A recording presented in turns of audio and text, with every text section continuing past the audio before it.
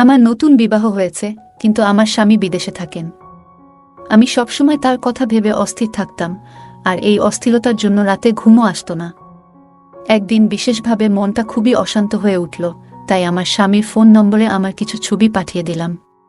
কিন্তু সেই ছবি ভুল করে আমার ভাতিজা কুনালের নম্বরে চলে গেল। ছবি দেখে সে একটু থমকে গেল, আর এরপর সে হঠাৎ আমার ঘরে এসে উপস্থিত হলো। তারপর সে আমাকে, বন্ধুরা, আজকের গল্পটা অনেক বেশি স্পেশাল, আশা করছি তোমাদের ভালো লাগবে।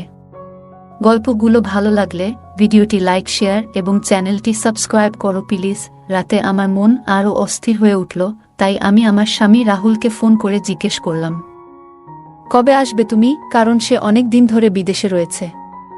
রাহুল জানালো যে এখনই ছুটি পাচ্ছে না, কিছু মাস আরও লাগবে। আমি শুনে বেশ চিন্তিত হয়ে পড়েছিলাম। আমি জিজ্ঞেস করলাম, তুমি ফিরে আসতে চাইছো না কেন? সে বলল, দয়া করে বুঝতে চেষ্টা করো, আমাদের পরিবারের পরিস্থিতি তখনই ভালো হবে যখন আমি কঠোর পরিশ্রম করব। যদি আমি ছুটি নিয়ে আসতে থাকি, তাহলে আমার চাকরি হারানোর সম্ভাবনা রয়েছে। একটু অপেক্ষা করো, আমি খুব শীঘ্রই ফিরে আসব। শুনে আমার মন ভেঙে গেল, কিন্তু আমি তাতেও অটল ছিলাম। সে বলল, কেবল কিছু মাস অপেক্ষা করো। রাহুলের কথা শুনে আমি চুপ হয়ে গেলাম। বিবাহের 1.5 মাস পরই রাহুল দুবাই চলে গিয়েছিল, আর এখন আমাদের বিয়ের 2 বছর হতে চলেছে। আমি অপেক্ষা করতে করতে পাগল হয়ে যাচ্ছিলাম। নতুন বিয়ে উপভোগ করার যে সব স্বপ্ন দেখেছিলাম, সবই ভেঙে গেছে।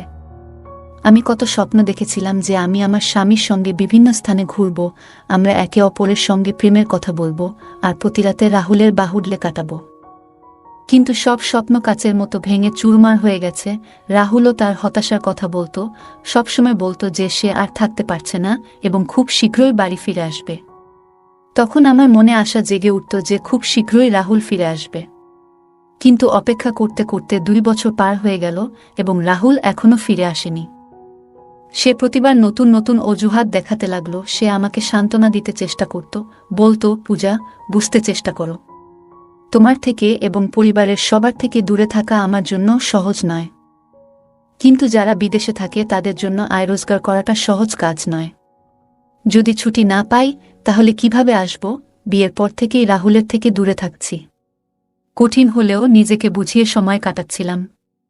কিন্তু যত দিন যাচ্ছিল, আমার জন্য স্বামীর অনুপস্থিতিতে থাকা আরও কষ্টকর হয়ে উঠছিল। আমার সমস্ত আবেগই রাহুলের জন্য ছিল, আর বিবাহের সেই অল্প কিছু সময় যে ভালোবাসা সে আমাকে দিয়েছিল, তাতে আমি যেন তার প্রেমে একেবারে মগ্ন হয়ে পড়েছিলাম। ওর ছাড়া এক মুহূর্ত কাটানো আমার পক্ষে কল্পনা করা কঠিন হয়ে পড়েছিল। কিন্তু রাহুল বিয়ের 1.5 মাস পরেই বলল, আমি দ্রুত ফিরে আসব। আমরা একসঙ্গে নতুন একটি জায়গায় থাকব। কিন্তু বিয়ের পর মাত্র 1.5 মাস একসঙ্গে থাকার পর থেকেই আমি একা। এখন এমন মনে হয় যেন আমি এখনো অবিবাহিত। আমার স্বামীও দূরে বসে আমার জন্য মন খারাপ করত, কিন্তু তার এই মন খারাপের বা আমার যত্ন নেওয়ার কি লাভ, যদি সে আমার কাছে না থাকে? সে বলতো, তোমার ছবি পাঠিও, তোমাকে দেখলে আমার ক্লান্তি দূর হয়। কখনো ভিডিও কল করলে আমি রাহুলকে দেখে কেঁদে ফেলতাম। তখন সে আমাকে সান্ত্বনা দিত। রাহুল আমাকে আশ্বস্ত করত, বলতো, আমি চেষ্টা করছি, যদি আগামী সপ্তাহের মধ্যে ছুটি পাই তাহলে বাড়ি আসব। তুমি অতিরিক্ত চিন্তা করো না। কিন্তু প্রতিবার সে আমাকে নতুন আশার বাণী দিয়ে শেষমেশ জানাতো, ছুটি পায়নি। তার যাওয়ার পর থেকে নিজেকে সাজানো গোছানো বন্ধ করে দিয়েছিলাম। যখনই রাহুল ভিডিও কলে আমার মলিন মুখ দেখত, তখন তার মনও খারাপ হয়ে যেত। সে বলতো, নিজেকে একটু সুন্দর করে সাজাও, নতুন ছবি তুলে আমার কাছে পাঠাও। তার অনুরোধে নিজেকে আবার একটু সাজাতে শুরু করলাম। ভালো ভালো ছবি তুলে রাহুলের কাছে পাঠাতাম। আমার ছবি দেখে রাহুল মুগ্ধ হয়ে যেত, প্রশংসা করত, আর আমি লজ্জায় রাঙা হয়ে উঠতাম। আমি সবসময় প্রশংসা শুনতে পছন্দ করতাম, আর আমার মধ্যে সৌন্দর্যের কিছুটা অহংকার ছিল। ছোটবেলা থেকেই নিজেকে নিয়ে প্রশংসা শুনতে ভালো লাগত। যখন রাহুল আমার প্রশংসা করত, তখন সব দুঃখ ভুলে যেতাম। তার কথা শুনে মন আনন্দে নেচে উঠত। তবে আমার শাশুড়ি আমার এই পরিবর্তনটা সহজভাবে নেননি। একদিন তিনি আমাকে ডেকে বললেন, তোমার স্বামী তো বাড়িতে নেই, তাহলে কার জন্য এত সেজেগুজে থাকো? আমি হকচকিয়ে গেলাম, বললাম, মা, রাহুল ভিডিও কলে কথা বলে। রাহুল ভিডিও কলে কথা বলার সময় আমাকে ক্লান্ত ও অগোছালো দেখলে অভিযোগ করত।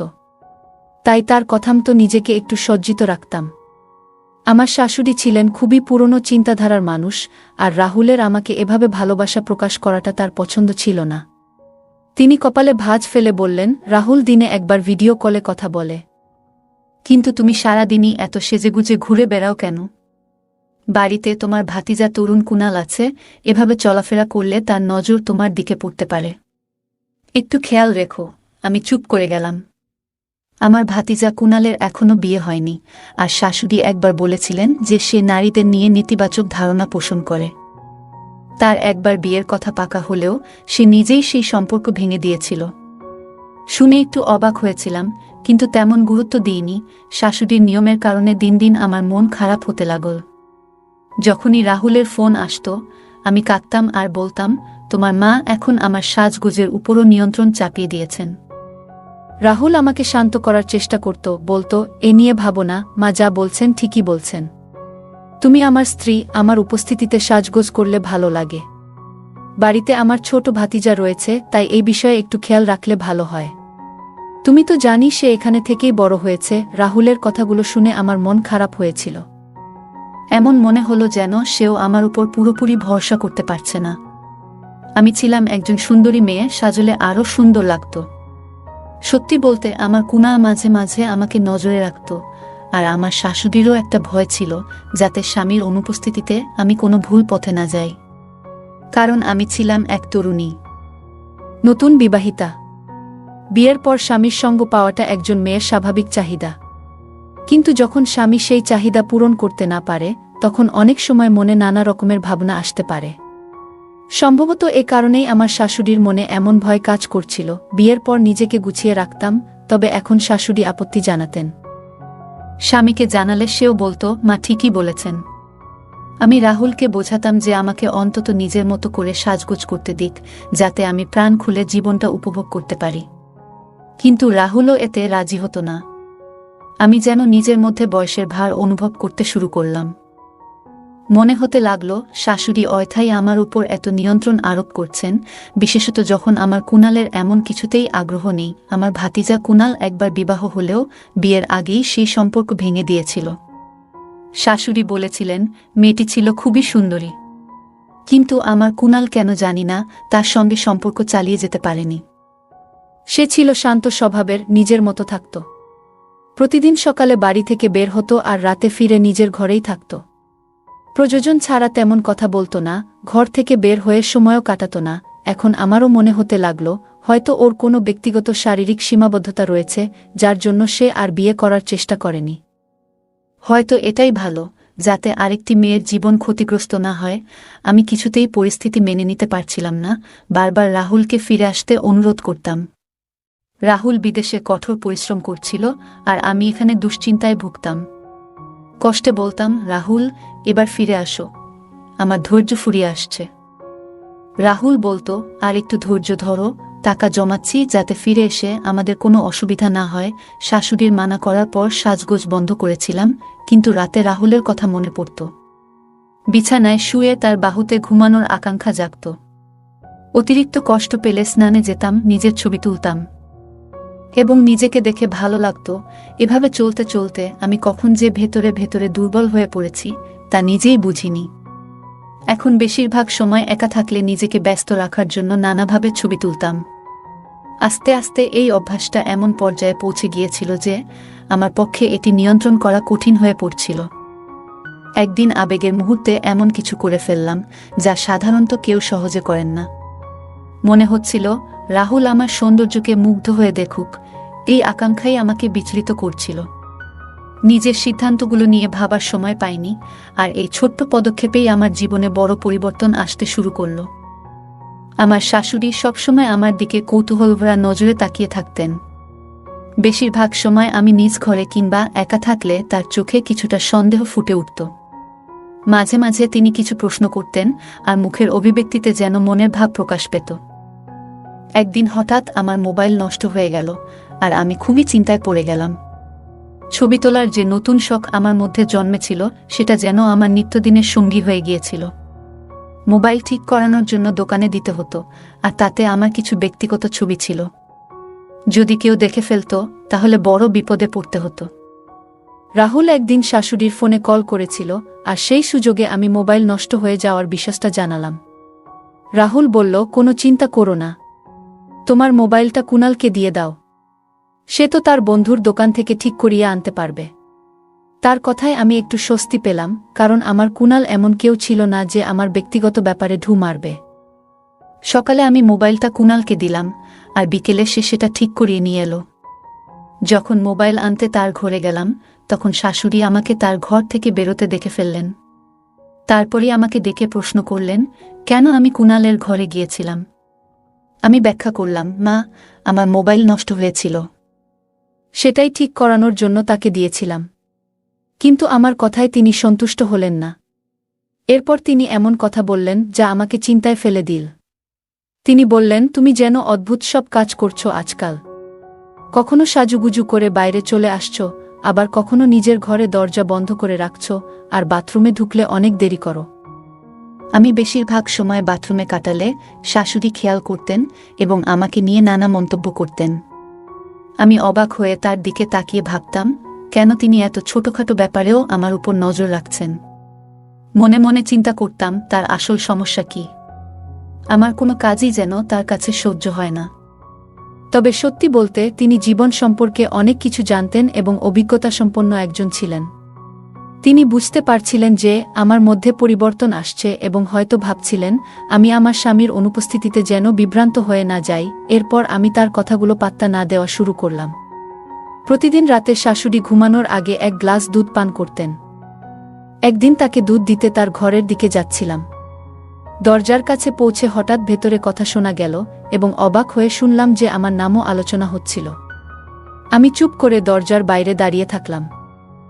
ভেতরে শাশুড়ি আর কুণাল দরজা বন্ধ করে গোপনে কথা বলছিলেন, আর তাদের কথাগুলো শুনে আমি স্তব্ধ হয়ে গেলাম। মনে হচ্ছিল তাদের কথাগুলো ভীষণ বিস্ময়কর ও অপ্রত্যাশিত ছিল। কিছুক্ষণের জন্য আমার ইচ্ছে হলো ভেতরে ঢুকে কথা বলি, তবে মিথ্যে ঝামেলা বাড়াতে চাইনি। আমি খুব চিন্তিত হয়ে নিজের ঘরে এসে মাথা ধরে বসে পড়লাম। এইসব ভাবতে ভাবতেই পাগল হয়ে যাচ্ছিলাম। আমি সবসময় আমার কুণালকে সোজাসাপটা একজন মানুষ মনে করতাম, কিন্তু আমি জানতাম না তার মধ্যে এমন কিছু ভাবনা থাকতে পারে। লজ্জায় আমার অবস্থা খারাপ হয়ে যাচ্ছিল, স্বামীকে এসব জানাতে লজ্জা লাগছিল। রাতটা পুরোপুরি টেনশনে কেটেছিল। ঘুম না আসায় মোবাইলটা হাতে নিয়ে নিজের একটা ছবি দেখতে লাগলাম। মনে হঠাৎ খেয়াল এলো, এই ছবিটা আমার স্বামীকে পাঠাই। পরের মুহূর্তেই একটা সুন্দর আমার স্বামী রাহুলের নম্বরে পাঠিয়ে দিলাম। কিন্তু পরক্ষণেই বুক ধক করে উঠল, কারণ ভুলবশত ছবিটা আমার ভাতিজা কুণালের নম্বরে পাঠিয়ে ফেলেছিলাম। সময় দেখলাম রাত তখন 2টা। ভাবলাম এই সময় নিশ্চয়ই আমার কুণাল ঘুমিয়ে আছে, কিন্তু সকাল পর্যন্ত অপেক্ষা করতে পারবো না। যদি সে জেগে ওঠে আর ছবিটা দেখে ফেলে, তবে তার সামনে চোখ তুলতে পারবো না। ছবি এমন কিছু ছিল না যা অন্য কেউ দেখলে ভালো লাগতো। আমার কিছুই বুঝে উঠতে পারছিলাম না কি করব। ঘরে পায়চারি করতে লাগলাম। চিন্তা করতে করতে মাথা কাজ করা বন্ধ করে দিচ্ছিল। আমার মনে তখন একটাই ভয়, যদি সেই ছবিটা আমার কুণালের ফোনে থেকে যায়, তবে একেবারে অপ্রস্তুত পরিস্থিতি তৈরি হবে। যদিও নিজের ফোন থেকে আমি ছবিটা ডিলিট করে দিয়েছিলাম, কিন্তু এই প্রযুক্তির যুগে ডিলিট করা ছবি আবারও দেখা যেতে পারে। ভাবলাম কুণালের ঘরে গিয়ে সরাসরি তার ফোন থেকে ছবিটা মুছে ফেলা যায় কিনা। তবে এমন কিছু করলে হয়তো সে আমাকে ভুলভাবে দেখবে। তবু সাহস করে ঘর থেকে বাইরে তাকালাম। পুরো বাড়িতে তখন এক অদ্ভুত নিস্তব্ধতা। সবাই নিজ নিজ ঘরে নিশ্চিন্তে ঘুমিয়ে আছে, আর আমার মন পুরোপুরি অশান্ত। কুণালের ফোন থেকে ছবি ডিলিট না করা পর্যন্ত যেন মনে শান্তি পাচ্ছিলাম না। অবশেষে ধীরে ধীরে পায়ে হেঁটে কুণালের ঘরের দিকে এগোলাম। বুকটা ভয় আর উৎকণ্ঠায় জোরে জোরে ধুকপুক করছিল। যদি শাশুড়ি বা শ্বশুর আমাকে এভাবে দেখে ফেলে, তাহলে সন্দেহ করবে। নিঃশব্দে পা ফেলে কুণালের ঘরের দরজার কাছে পৌঁছলাম। ঘরটা ছিল অন্ধকার। কুণাল নিশ্চিন্তে বিছানায় ঘুমিয়ে আছে। আমি আস্তে আস্তে পায়ের শব্দ না করে বিছানার পাশে গিয়ে দাঁড়ালাম। ভাগ্যক্রমে তার মোবাইলটা হাতের কাছে ছিল। হাতে নিয়ে দেখলাম ফোনে ফিঙ্গারপ্রিন্ট লক দেওয়া। তখন হঠাৎ কুণালের দিকে তাকিয়ে কি করব তা ভেবে অবাক হয়ে দাঁড়িয়ে রইলাম। আমি ভেবেছিলাম একটু চেষ্টা করলে হয়তো কুণালের ফোনের লকটা খুলতে পারব। গভীর ঘুমে থাকা কুণালের আঙুলটা ফোনের স্ক্রিনে লাগাতেই সঙ্গে সঙ্গে লক খুলে গেল। দ্রুত ছবি মুছে ফেলার জন্য ফোনের গ্যালারি খুললাম, কিন্তু গ্যালারি খুলতেই আমার মাথায় যেন বজ্রপাত হলো। কারণ সেখানে শুধু ওই একটি ছবি নয়, আরও অনেকগুলো ছবি এবং ভিডিও ছিল যা দেখে আমি হতবাক হয়ে গেলাম। এসব ছবিগুলো এমন ছিল যা আমি ব্যক্তিগত সময়েই তুলেছিলাম, যেগুলো কেউ দেখবে বলে কখনো ভাবতেও পারতাম না। আমি বিস্ময়ে ভরা চোখে কুণালের ফোনের দিকে তাকিয়ে রইলাম, আর আমার হাত কাঁপতে লাগল। মুহূর্তেই বুঝে গেলাম যে কিভাবে আমার কুণাল এসব ছবি তার ফোনে পেয়েছে। আমার গোপনীয়তা এভাবে ভেঙে যাওয়ায় মনে হচ্ছিল পায়ের তলায় মাটি সরে গেছে। আমি তো কুণালের ঘরে শুধু নিজের ছবি মুছে ফেলার জন্যই গিয়েছিলাম, কারণ ভেবেছিলাম যে সে এসব বিষয়ে আগ্রহী নয়। কিন্তু আসলে তার ফোনে আমার অনেক ব্যক্তিগত ছবি জমা ছিল। সেদিনের মতো একটা বড় ধাক্কা আগে কখনো খাইনি। আরও জানলাম যে সে আমার শাশুড়ির কাছে গিয়ে আমার নামে নানান বাজে কথা বলে, যেন আমার চরিত্র নিয়ে সন্দেহ তৈরি করতে চায়। তখন আমি জানতাম না যে আমার ভাতিজা কুণাল আমার ব্যক্তিগত ঘরের এবং বাথরুমের বিষয়েও জানে। তবে তার ফোনে নিজের ছবি দেখে বুঝতে পারলাম যে সে আমার সবকিছুই নজরে রেখেছিল। ছবিগুলো ডিলিট করতে করতে হঠাৎ আমার কুণাল ঘুম থেকে উঠে আমাকে দেখে হতভম্ব হয়ে গেল। সে আমার হাতে তার ফোন দেখে দ্রুত ফোনটা ছিনিয়ে নিল। বিরক্ত হয়ে জিজ্ঞেস করল, তুমি এই সময় আমার ঘরে কি করছো? তার ব্যবহার দেখে আমার রাগ বেড়ে গেল। বললাম, কিভাবে সাহস হয় আমার এই ছবিগুলো রাখার? আমি এই বাড়ির বউ। তুমি এত নিচু মানসিকতার কেমন মানুষ? সে হাসতে লাগল, যেন এসব তার কাছে মজার বিষয়। বলল, আমি তো কোনো ছবি তুলিনি, তুমি নিজের ঘরে আছো, কিভাবে তুলব আমি? এ কথা শুনে আমি হতভম্ব হয়ে গেলাম, আর তার আসল উদ্দেশ্য তখন পুরোপুরি পরিষ্কার হয়ে গেল। কুণালের মিথ্যে কথা শুনে আমার রাগ আরও বেড়ে গেল। সে বলল, এই ছবিগুলো তুমি নিজেই তুলে আমাকে দিয়েছ। আমি রেগে বললাম, কিভাবে ভাবছ আমি এমন ছবি তোমাকে পাঠাবো? এরপর বললাম, যা হয়েছে হয়েছে, সব ছবি মুছে ফেলো, নইলে আমি সব বলবো। কিন্তু কুণাল নির্বিকারভাবে পানি খেতে লাগল। তার এই আচরণে আমার রাগ আরও বাড়ল। আমি জোর দিয়ে বললাম, এখনই আমার সামনে সব ছবি ডিলিট করো। কিন্তু কুণাল বলল, এই ছবিগুলো মুছব না। তোমার স্বামীকে সব বলবো যে তুমি বিশ্বস্ত নও। সে আমাকে ভয় দেখিয়ে বসে রইল। আমি পাল্টা বললাম, আমার স্বামী সব জানে, এই ছবিগুলো আমি নিজের জন্য তুলেছিলাম। কুণাল মুচকি হেসে বলল, তবে এই ছবিগুলো আমার কাছে এলো কিভাবে? সে দেখালো, যখন আমার ফোন ঠিক করছিল তখন ছবিগুলো পেয়েছে। আমি বুঝলাম এই পরিস্থিতিতে আমার স্বামীও হয়তো বিশ্বাস করত না, আর শাশুড়িও আমাকে ভুল বুঝে বসেছিলেন। চোখে জল ফেলতে লাগলাম। কুণালকে অনুরোধ করলাম যেন ছবিগুলো মুছে ফেলে। বললাম, তুমি যা চাইবে তাই দেব, কেবল আমার ছবি ডিলিট করে দাও। কিন্তু সে বলল, আমার কিছুই চাই না, এখনই আমার ঘর থেকে বেরিয়ে যাও। সে আমাকে জোর করে ঘর থেকে ঠেলে বের করে দিল, আর আমি কান্নায় ভেঙে পড়লাম। আমার তখন মাথা কাজ করছিল না, শুধুই মনে হচ্ছিল যে কোনো মূল্যে এই ছবি মুছে ফেলতে হবে। যদি সে আরও কিছু দাবি করে, এমনকি অসম্ভব কিছু চায়, তাও আমি হয়তো মেনে নিতাম। কারণ আমার এই গোপন বিষয়টি স্বামীর কাছে গেলে সে আমাকে ছেড়ে দিটায়, এমন আশঙ্কাই ছিল সবচেয়ে বড় ভয়। তাই নিজের আত্মমর্যাদা ভুলে তার সব কথা মেনে নিতে প্রস্তুত ছিলাম। কিন্তু কুণাল আমাকে ঠেলে বের করে দেওয়ায় বুঝলাম, হয়তো তার আগ্রহ এসব বিষয়ে নেই। সত্যি যদি থাকত, তবে এই সুযোগটা সে হাতছাড়া করত না। আমি ঘরে ফিরে কান্নায় ভেঙে পড়লাম। অনেকবার চেষ্টা করেছি যে কুণালের ফোন থেকে ছবিগুলো মুছে দিই, কিন্তু সে আমাকে সেই সুযোগটাই দেয়নি। সারাক্ষণ তার আশেপাশে ঘোরাঘুরি করে অনুরোধ করেছি ছবিগুলো ডিলিট করার জন্য, কিন্তু প্রতিবারই সে অস্বীকার করত এবং রাগের সঙ্গে আমাকে ঘর থেকে বের করে দিত। রাহুল যখন ফোন করত, আমি উদাসীনভাবে কথা বলতাম।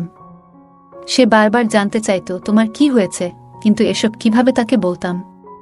একদিন সিদ্ধান্ত নিলাম, সত্যিটা রাহুলকে জানাবো। ভয়ে বেঁচে থাকা আর সম্ভব না। যদি আমি নিজে না বলি, কুণাল একদিন সব ফাঁস করবেই। ভয়ে ভয়ে রাহুলকে বললাম, রাহুল, আমি ফোনে কিছু ছবি তুলেছিলাম। রাহুল হেসে বলল, তাতে কি হয়েছে? আমি বললাম, ছবিগুলো একটু অন্যরকম ছিল, বাথরুমে তুলেছিলাম। রাহুল চমকে উঠে বলল, এগুলো ডিলিট করো, এমন ছবি সম্মানজনক নয়। মোবাইল হারালে বা ফাঁস হলে কিভাবে মুখ দেখাবো? রাহুল আমাকে বকছিল, কিন্তু পুরো সত্য তখনও বলিনি। নিজেকে দোষারোপ করলাম, ইস, কেন এমন করলাম? না করলে আজ এতটা বিপদে পড়তে হতো না। আমি বারবার কুণালকে অনুরোধ করতে থাকলাম যেন সে আমার ছবিগুলো মুছে ফেলে। তাকে কথা দিলাম যে এরপর আর এমন ভুল কিছু করব না। কিন্তু তখন সে এমন কিছু বলল যে আমি বাকরুদ্ধ হয়ে তার দিকে তাকিয়ে রইলাম। তার আসল উদ্দেশ্য বুঝে আমার ভেতরটা শিউরে উঠল। কুণালের আশেপাশে ঘোরাঘুরি করতে দেখে শাশুড়ির সন্দেহ বাড়ল। একদিন সে বলল, বৌমা, কেন বারবার কুণালের ঘরে যাচ্ছ? আমাদের পরিবারে এসব মানায় না। তার প্রশ্নে আমি ঘাবড়ে গিয়ে তাড়াহুড়ো করে বললাম, মোবাইল নষ্ট হয়েছিল তাই ঠিক করাচ্ছি। কিন্তু শাশুড়ি বিশ্বাস করল না, বলল, আমি রাহুলকে শিগগিরই ফিরিয়ে আনব। তোমার আচরণ আমাদের পরিবেশ নষ্ট করছে। শাশুড়ির সন্দেহে আমি লজ্জিত হয়ে পড়লাম। 1 মাস এভাবে কাটল। কুণাল প্রায় আমাকে ডেকে নিজের মতো চলতে বাধ্য করত, আর আমি কান্নাভেজা চোখে তার ঘর থেকে বের হতাম। তাকে বারবার মুক্তি দিতে অনুরোধ করেও কোনো লাভ হয়নি। শাশুড়ির সন্দেহ ক্রমশ বাড়ছিল। অবশেষে 1 মাস পর রাহুল দেশে ফিরল। তাকে দেখে স্বস্তির বদলে এক অজানা আতঙ্কে পাথর হয়ে গেলাম। আমি ভেতরে ভেতরে ভয়ে সাদা হয়ে গিয়েছিলাম। রাহুল যখন আমাকে ছেড়ে গিয়েছিল তখন আমি একেবারে অন্যরকম ছিলাম। এখন এই অপরাধবোধের ভারে নিজেই যেন হারিয়ে যাচ্ছিলাম। ভাবছিলাম, সত্যটা যদি রাহুল জানতে পারে তবে হয়তো আমাকে ত্যাগ করবে। আমি কষ্টে নিজেকে সামলে সামান্য হাসি মুখে এনেছিলাম, কিন্তু ভেতরে আমার মন ক্রমাগত কাঁদছিল। যদি পুরনো দিনের মতো ভালো থাকতাম, তবে আজ তার ফেরার দিনে আমিও আনন্দে ভরে উঠতাম। রাহুল অনেক উপহার নিয়ে ফিরল আর বলল, তোমার থেকে দূরে থাকাও আমার জন্য কঠিন ছিল, কিন্তু আমাদের ভবিষ্যতের জন্য কাজ করছিলাম। তার কথা শুনে আমার লজ্জায় চোখ ভিজে গেল।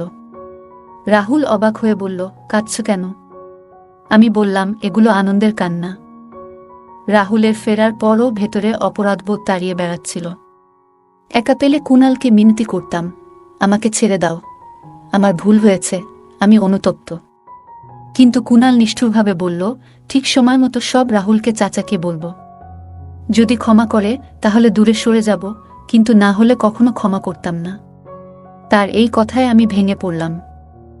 সে আমার দুর্বলতার সুযোগ নিচ্ছিল এবং ব্ল্যাকমেল করে চলছিল। আমার ভুল বুঝে কুণালকে ছবিগুলো মুছে ফেলতে বলেছিলাম, কিন্তু সে রেগে গিয়ে বলল, আমি রাহুলকে তোমার সব কাজ দেখাবো। তুমি তার বিশ্বাসের সঙ্গে খেলেছ। আমি কাঁদতে কাঁদতে তাকে অনুরোধ করলেও সে অবজ্ঞাসূচকভাবে বলল, তুমি সব সীমা পার করে ফেলেছ। তুমি একজন বিশ্বাসঘাতক। তোমার মতো কাউকে আমি স্পর্শ করতে চাই না। সে আরও জানায়, তার আগের বাগদত্তাও অনৈতিক সম্পর্কের জন্য তাকে ছেড়ে যায়, যা তাকে নারীদের প্রতি ঘৃণা করতে শিখিয়েছে। কুণাল বলল, আমার ভাই দূরে কষ্ট করছে, আর তুমি তার সম্মান নষ্ট করছ। একদিন বাড়িতে শুধু আমি, রাহুল আর কুণাল ছিলাম। সেই সুযোগে কুণাল রাহুলের সামনে আমার কিছু ব্যক্তিগত ব্যাপার প্রকাশ করল। সে আমার কিছু পুরনো অনলাইন পোস্টের স্ক্রিনশট দেখাল, যা দেখে রাহুলের মনে সন্দেহ ও আস্থাহীনতা তৈরি হয়। রাহুল খুব কষ্ট পেয়ে আমাকে বাড়ি থেকে বের করে দিল, মায়ের বাড়িতে ফিরে। আমার নিজের ভুলের কারণে সংসার হারানোর যন্ত্রণা অনুভব করলাম। হতাশায় একদিন নিজেকে আঘাত করার চেষ্টা করেছিলাম, তবে ভাগ্যক্রমে বেঁচে যাই। হাসপাতালে জ্ঞান ফেরার পর দেখলাম আমার স্বামী রাহুল সেখানে দাঁড়িয়ে আছে। রাহুল জানালো যে সে আমাকে আরেকটি সুযোগ দিতে চায়, তবে এটিই হবে আমার শেষ সুযোগ। বাড়ি ফিরে আমি নতুনভাবে জীবন শুরু করার সিদ্ধান্ত নিলাম। নিজের ভুলগুলো থেকে শিক্ষা নিয়ে এবার রাহুল ও তার পরিবারের জন্য সেবা ও যত্ন করতে মনোযোগী হলাম। রাহুলের ক্ষমার জন্য আমি কৃতজ্ঞ, যা আমাকে জীবনে নতুনভাবে এগিয়ে চলার প্রেরণা দিয়েছে। বন্ধুরা, যদি এই গল্পটি ভালো লেগে থাকে তাহলে দয়া করে ভিডিওটি লাইক করুন এবং আমাদের চ্যানেলটি সাবস্ক্রাইব করুন। পাশে থাকা বেল আইকনটি প্রেস করুন, যাতে করে আমরা যখনই নতুন ভিডিও আপলোড করি তার নোটিফিকেশন সবার আগে আপনার কাছে পৌঁছে যায়। ধন্যবাদ, দেখা হবে আমাদের পরবর্তী ভিডিওতে।